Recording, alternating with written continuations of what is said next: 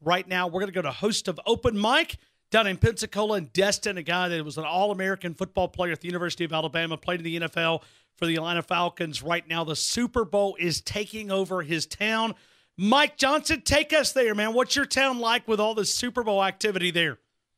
Oh, my gosh. I got to tell you, man, there's a lot of activity going on. And you know how you can just feel it when a city comes live. It's kind of like on Tuscaloosa when you get to Wednesday or Thursday before a big game. On a much grander scale, there's traffic everywhere. There was, the schools were out yesterday with weather warnings. There's concerts going on, huge concerts going on every night of the week. There's parties all over the place. The city's alive, my man. I'm just trying to weather the storm for a few more days. I got you. Now, do you have a prediction on the Super Bowl? I think the Rams are going to come away with this game, and I think it's going to be because of Wade Phillips. I think that he knows how to pressure Tom Brady. I think those guys up front, really, when Tom Brady gets pressure, particularly up the middle, I think that's what can be a game changer. So the Patriots, as good as that dynasty's been, I think after Sunday you're going to see Tom Brady 5-4 in Super Bowls. So we'll see what happens. Can't ever count out the Patriots, Brian, but we'll see what happens. I think my money's going to be on the Rams. Okay. And what is that line? I'm quickly trying to make it to Vegas Insider. Is it it's New England -2, 2.5, I guess is where the range is right now. 56.5 on the over/under. It was at 2.5 last I checked on. Yeah, it is. It is right now. I think that New England bettors, I think that they'll end up pulling it up even more. So as a guy that's probably going to put his money on the Rams, I'm going to sit back and wait till just, Saturday night before the real big reaction comes in and see if I can get it at 3, maybe even higher than that. But we'll see. We'll see nonetheless. Mike, I want to learn more about Kyle Flood. You're in that fraternity of offensive linemen. Can you give us any insight into Kyle Flood, and what do you think kind of higher this is for Nick Saban?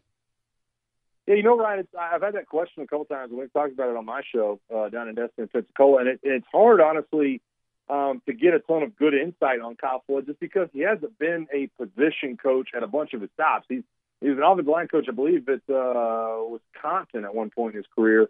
But obviously Rutgers head coach was assistant offensive line coach. Here's what I have gathered on Kyle Flood. From everybody I've talked to around that Atlanta Falcons organization, he's very well respected. And it doesn't come so much from his techniques that, he's able to do, or doesn't come from his college recruiting.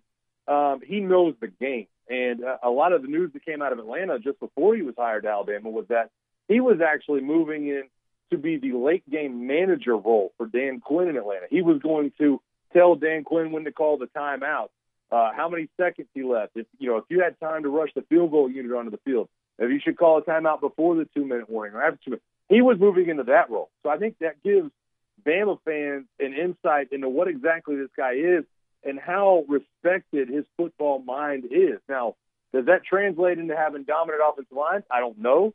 But I know he's seen dominant offensive lines. I know he's seen good offensive lines. And I think that Nick Saban, after watching film with him, breaking down film with him, listening to some of the techniques that he probably coaches, and also hearing some of the other guys that were up on that list for that job, it's not shocking to me that Nick Saban has trusted this hire to come to Kyle Flood. It's not a name that a lot of people were expecting, but I think the respect that I've heard from him coming out of Flowery Branch, Georgia, up where that facility is, that he's a great guy, very well respected in the locker room. So I think he's a great addition so far.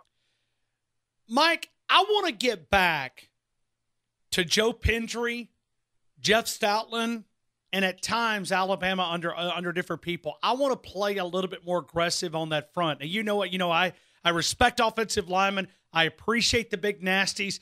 Am I too like a dinosaur? Has football passed me when I talk about wanting to get back to punching people in the mouth at that point of attack on that offensive line? Is the game changed so much? Can you still do it, Mike? I definitely think you can. I think it's harder than it used to be because, listen, Ryan, when I was in high school, I played left tackle and a track stand. So I played in an offense that Bear Bryant would have been proud of, back in his early days. And so I was used to having my hands in the dirt. And therefore, when I got to college, when I pass protected or when I was run blocking, my hand was in the dirt. I was always in a three-point stance. When I came out for the draft and I was going through the combine like a lot of these guys are now, I got the comment from a ton of NFL head coaches and position coaches and offensive line coaches and scouts that, it's hard to find guys that keep their hand in the dirt and are comfortable in a three-point stance these days. So, with the 20-hour rule revolving around college football and you only getting a certain amount of on-field hours to work through these things and do things, it's almost a pick-your-poison mentality that I hear coming out of college coaches. You want to have a pass-happy offense? Is Tua going to attempt 25, 30 passes? Are we going to try to open things up? Do you want guys that are good in space, that are good on the screen game? Or do you want a ground-and-pound attitude like Bama did, circa 2011, 2012 with Chance Warmack, DJ Fluker, and those guys? I'd like to find more of a balance. I'm with you. I see what Brent Key did. I have a lot of respect for Brent Key. But this offense, as Brent Key was there, every year it was more and more spread, more and more two-point stances, more and more. The big key to me, Ryan, and I hope this kind of jumps out to just your average fan.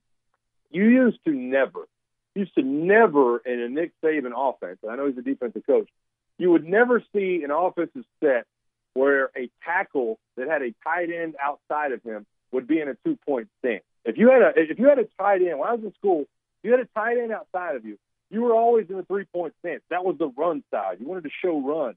Nowadays, on these offensive lines, it's almost like they're not even trying to hide it. I can't tell you how many times this year you see Jonah Williams in a two-point pass protecting stance, and you see a tight end lined up outside of him in a three-point stance. And it almost didn't make a ton of sense. It was like, what are we trying to show here? That just gives you an insight into the mentality and how it has changed in the last 10 years, where they're almost not even showing run anymore. It's almost like, hey, listen, we're going to come out and throw it 25, 30 times, dare you to stop it, and when we have to run the ball, we will run the ball. I'm with you, though. I'd like to see us revert back a little bit more to those guys, with the white knuckles in the ground and their weight kind of forward in their stance and saying, hey, listen, we're going to run the ball down your throat. If you can stop that, then you can stop that, and we'll pass the ball when we have to.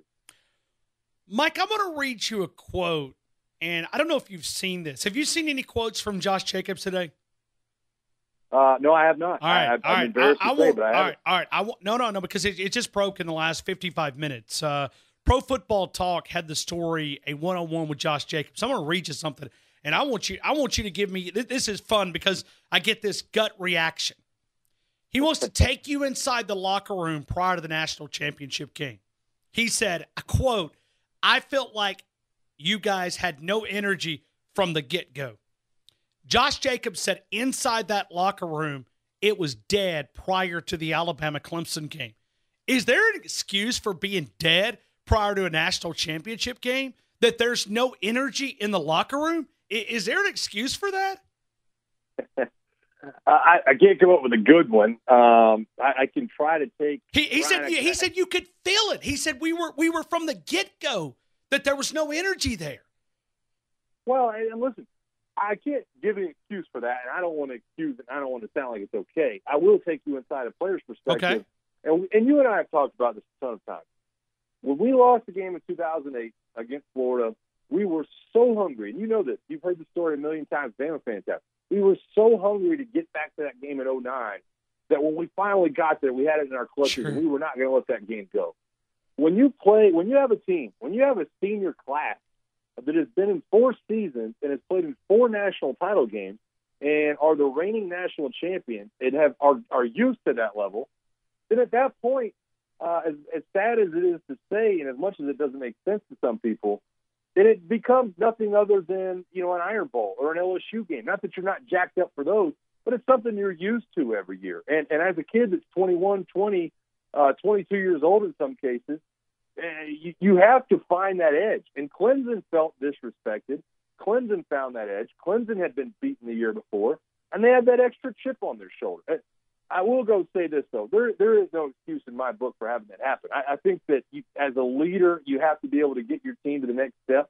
And, it's also one of those things, Ryan, where if you look back on it, had Bama won the game, you probably have a lot of guys afterwards saying, boy, we didn't say a word in the locker room. We were extremely focused on our task for that day. We didn't say a word. So it's almost a reactionary tale, but I've said this a million times to you in person and on the show. If you're going to have a team that goes undefeated and wins every single game on the schedule, then their focus has to be off the charts and their hunger has to be off the charts. And you almost always have to have a team that feels like they've been disrespected. When you don't and you have college kids, and the emotion levels are so up and down. They're not getting paid a paycheck. The emotion levels are so up and down. Sometimes it's hard to find that extra gear. Sometimes you think that extra gear will show up. Sometimes it takes a big play to find that extra gear. Bama didn't have those big plays very often in that football game, and so they got left, asking themselves a ton of questions. But the final answer I'll give you on that is it's just unfortunate because, when you play a team like Clemson, you've got to find that extra gear. And Bama, had they been able to find it for that one day, might have gone down as the greatest, football team in the history of the school, but just couldn't get it done. And hopefully there will be some lessons learned from that. Well, it was just kind of, I look back at Josh Jacobs. If we'd have had more people playing on his energy level, I think Alabama would have had more success. I'm not sure if they'd have won the game, but Josh Jacobs brought that energy in that place. And maybe when you're so pumped up and you feel like people are not equal to you, maybe that is where the lack of energy comment comes in. But it's kind of fun to learn more about that inside. Josh Jacobs says he goes through this NFL process kind of understanding. He even labeled it as mentally fatigued inside that locker room. I guess maybe they left it all on the field down in the Orange Bowl against Oklahoma. Maybe that's where they left it, and they were not able to pack it up and take them with it to California. Because I know that place out there, and I'm not giving excuses, but it was a weird place to play a football game, and I'm not saying that just because we lost, but it did not have the vibe of a national championship atmosphere around it, if that makes any sense at all. But there was no energy to me leading up to the game there in Santa Clara. It was just we were there, and we were there to play a football game, but it was hard to get that community even to buy in that, hey, you guys are hosting the national championship game. So maybe that's some of it, but Clemson found it some way. Maybe they were just mad. Yeah, listen, and I don't ever call out Alabama fans. I love Alabama fans, but the fact of the matter is, you sense a little bit of what Josh Jacobs is saying in Alabama fans. Yeah, the we way do. They have approached 100%. You know what I mean? Yeah, sure, absolutely. And you say, there's no excuse for the players, and I'm the same way. You don't ever excuse players, but at the same time, the players go. A lot of times, their tempo goes as the fans go. That's why you play better at home. That's why you feed off the crowd. When you don't have a crowd that's that tuned into the game, or like Nick Saban got mad about some of the crowds not showing up to some of the non-conference opponents, sometimes that can wear on our team. Oh, you know what? We're just supposed to be here. We're just supposed to win. We're just supposed to do this. And you do have trouble finding that next level and that extra gear and that chip on your shoulder. And fans have a lot to do with that. Environment has a lot to do with that. I can't tell you how many times on Wednesday we'd be at practice before LSU comes to town, and then all of a sudden those RVs start lining up on Hackberry right there along the fence. And it would send you to the next level because you knew it was a big deal. They're talking about it on Sports Center all week, or it's on the bottom line. They're saying the LSU-Bama game this week. That'll send you to the next level. And the national title game is that way and should be that way. But like I said, sometimes you see that come out in the fans' reaction to games. So I don't know that you can always fault the players if that happens. Mike, how important in Nick Saban's coaching room, staff room, are these analysts, offense and defensive analysts? How important are they to what Nick Saban does on Saturday afternoon in the fall? Well, I think they're extremely important. And, listen, I've said a million times, the guys that were behind the scenes when I was in school back in 2007, Jeff Collins and Jeremy Pruitt. I mean, look where those guys are now. That just gives you a little bit of insight into the football mind that Nick Saban's able to bring along. I mean, Mike Groh is another one. He was an offensive coordinator at Virginia, and he gets hired on to be kind of a behind-the-scenes guy as well. I think it's become, Ryan, I think it's become a lot bigger of a deal here in the last 4 years. I mean, Steve Sarkisian's a perfect example. Steve Sarkisian comes on as an analyst. All of a sudden, he's calling plays in a national title game. And you're dealing with that a lot more recently than you ever were, throughout the first half of Nick Saban's tenure, because you did have guys like Bo Davis who stuck around for a while, and Bobby Williams, and Burton Burns, and Joe Pendry. Now the staff turnover that you have, it's almost like these analysts are insurance plans. Hey, listen, we might be going into the bowl season. We might be going into next season without a coach. Maybe some of these guys we bring in an analyst roles, maybe the Butch Jones of the world, we can move back to on-the-field roles. And I think that's exactly the valuable pieces that Nick Saban's been establishing. Not only are you bringing different minds into game plans and different minds into meeting rooms, but you're also establishing a baseline with these guys that, hey, listen, I know the ins and the outs as players. I know the ins and the outs of the program, and if at some point I have to move into a role, be that postseason or be that next season, Nick Saban's kind of setting these guys up to be able to step right into those kind of situations. So I think it's definitely more important now than it ever was when I was in school, because you have so much turnover and so many of these transition guys that Nick Saban's needing to bring in. Well, and my final question, we're talking to Mike Johnson, the All-American offensive lineman. Mike, how important, because I don't want to say that there was a void on Alabama's leadership side of things, because I don't think there was.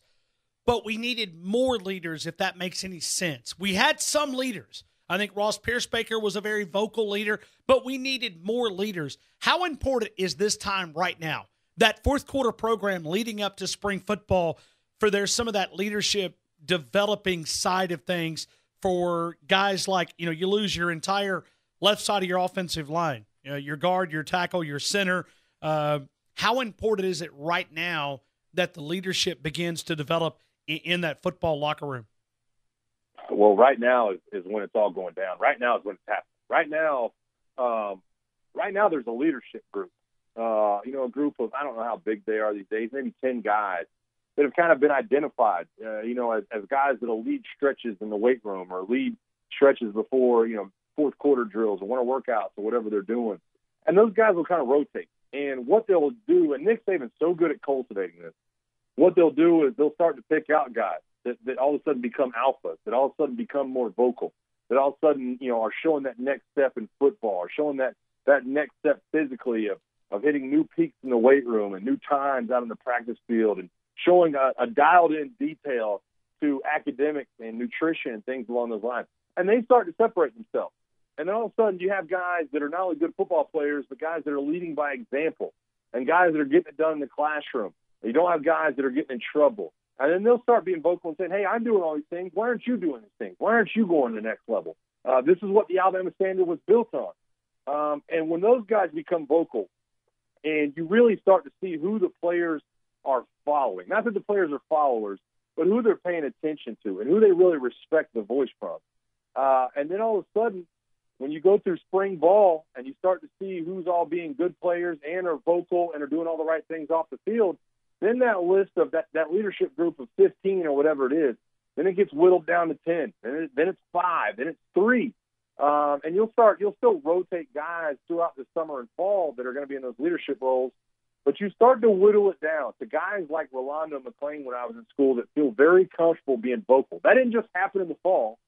That came from times like now, at the end of January and early February, where you have new guys on the team and new guys stepping into bigger roles, and you have to show them the attention to detail it takes. Not just surviving workouts or surviving winter workouts, it's thriving through them and being able to get better and being mentally tough. So it's a huge deal. I'd say it's the biggest deal, and it's the reason Scott Cochran's so valued in that program.